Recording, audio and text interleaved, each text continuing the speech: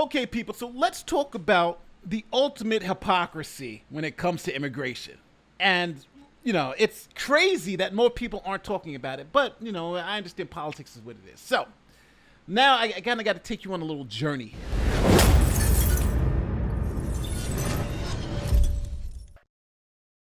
So, back in the day, we had kind of like the split when it came to immigration.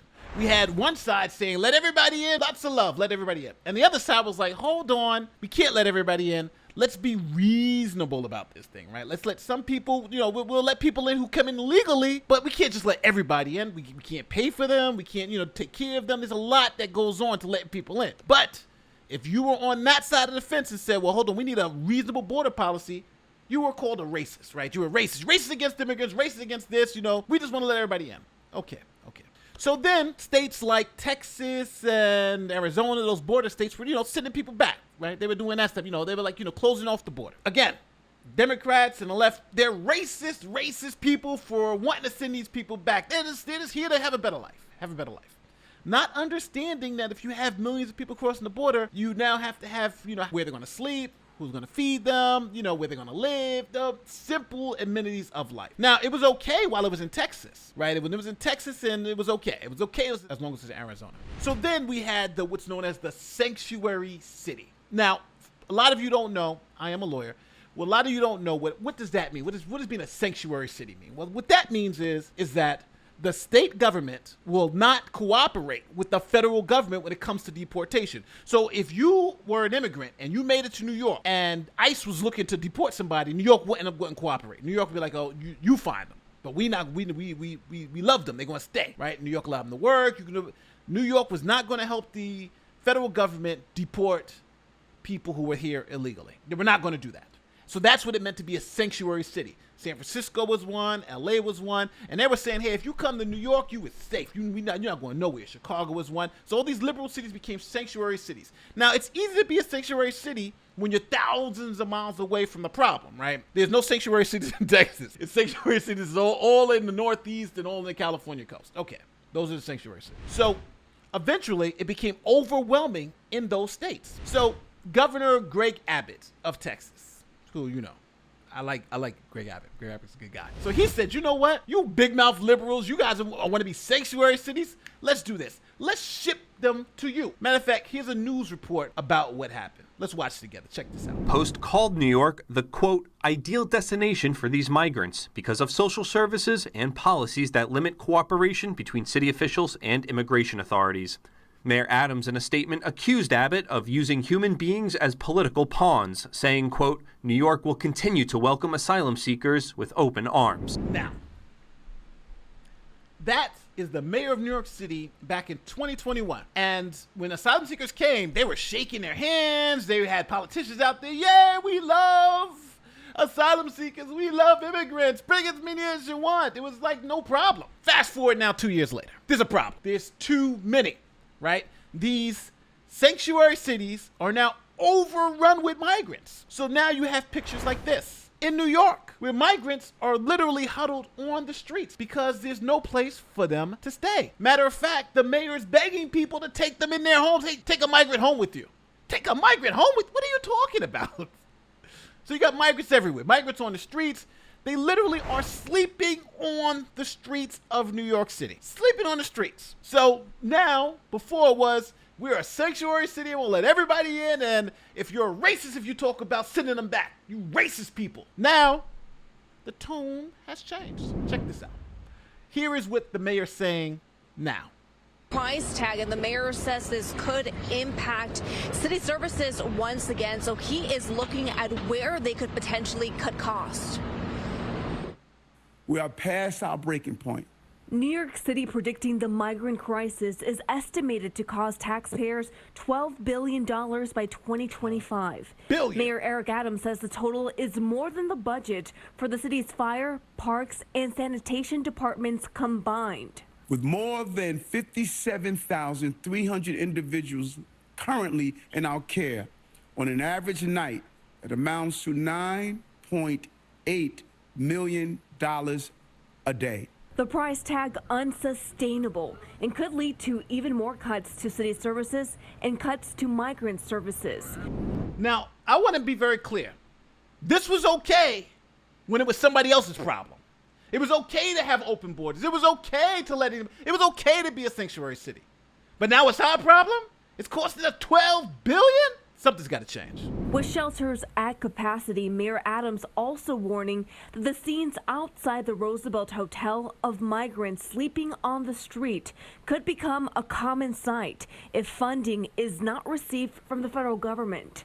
According to the New York Post, a White House top aide is expected to meet with Adams today.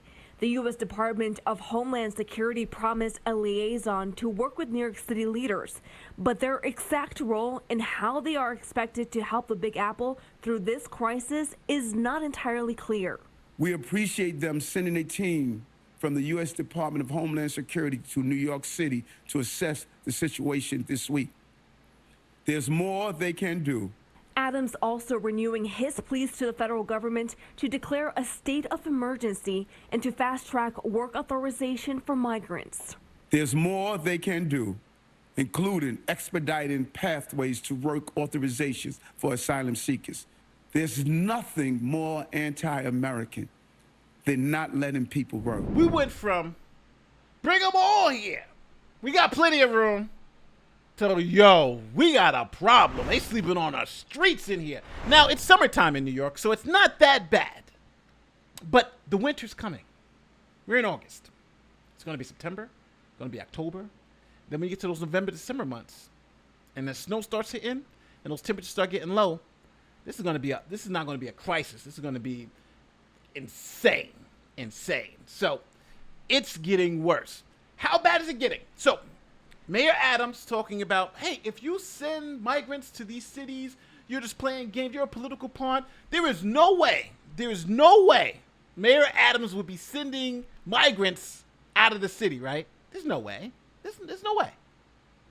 But guess what? New York City mayor announces plans to transport willing migrants to locations outside the city ahead of expected surge. Things have come full circle, people.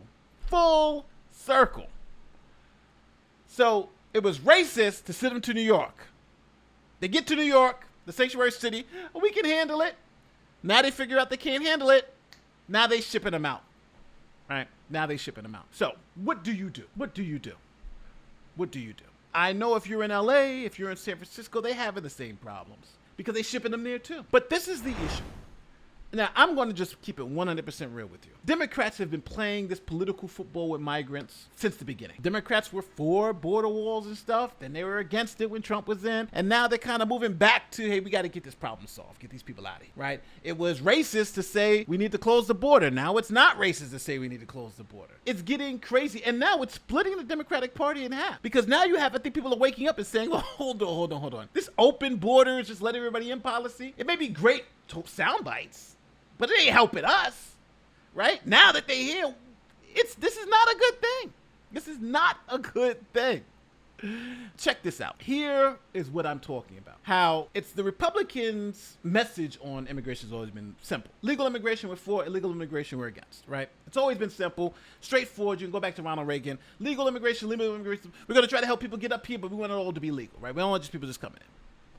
But here are the Democrats going from legal immigration to we want closed borders, to we want open borders, we want closed borders, because it's not about the issue. It's not about those immigrants.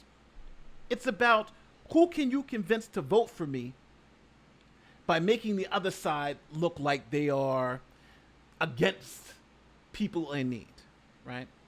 That's what this is about. So check out this. This is 1:47 seconds. Check this out. Not thought through and is primarily put forward for political consumption.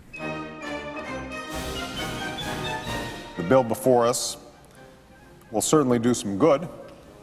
It will authorize some badly needed funding for better fences and better security along our borders. The fence is now basically complete. Maybe they'll need a moat. Maybe they want alligators in the moat. Secure our borders with technology, personnel, physical barriers if necessary. Secure it. Remember back then, secure it. In some places, we will not build a wall Instead, we will build an economy where everyone who wants a good job can get one. I voted for a fence. I voted, unlike most Democrats, and some of you won't like it, I voted for 700-mile fence. And let me tell you something, folks. People are driving across that border with tons, hear me, tons of everything from byproducts from methamphetamine to cocaine to heroin. Biden sounds like a Republican. It's all coming up through corrupt Mexico. And the impulse is to hunker down, shut the gates, build walls, exit at this moment is precisely the wrong answer. Former presidents have said to him that they wish that they had built a wall. Do you recall President Obama ever saying that? Come on. Construction of. Let them all in. Before it was keep them all out, let them all in. It's not a consistent message. Chuck Schumer. 130-mile border fence create a significant barrier to illegal immigration on our southern land border. All along, the president's saying, well, I'll do DACA and Dreamers in return for the wall.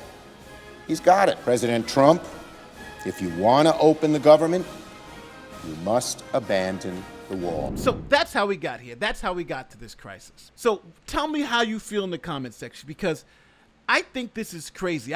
You know what? It's funny. When I was up in New York, I thought about this as a, hey, we want to help these people out. But, it's just like they have you so brainwashed up there that you don't think about the reality of when someone actually comes across that border. They got to be fed. They got to be clothed. They have to have some place to sleep. There's a lot that goes into just having, and we're not talking about just one person. We're talking about hundreds of thousands of people coming across. That's what we're talking about. And, I understand. We want, as Americans, we want to help everybody, right? Even the people down there who say we should close the borders want to help those people. But the reality of it is you can't help everybody. It's impossible.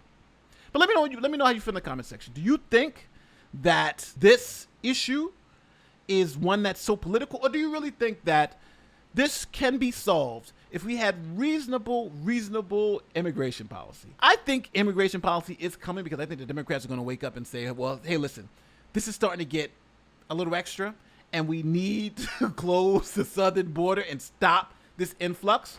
Because, again, it was okay when it's their problem, but it's not okay now because it's our problem. My name is Nate the Lawyer. I'll see you next time. Peace.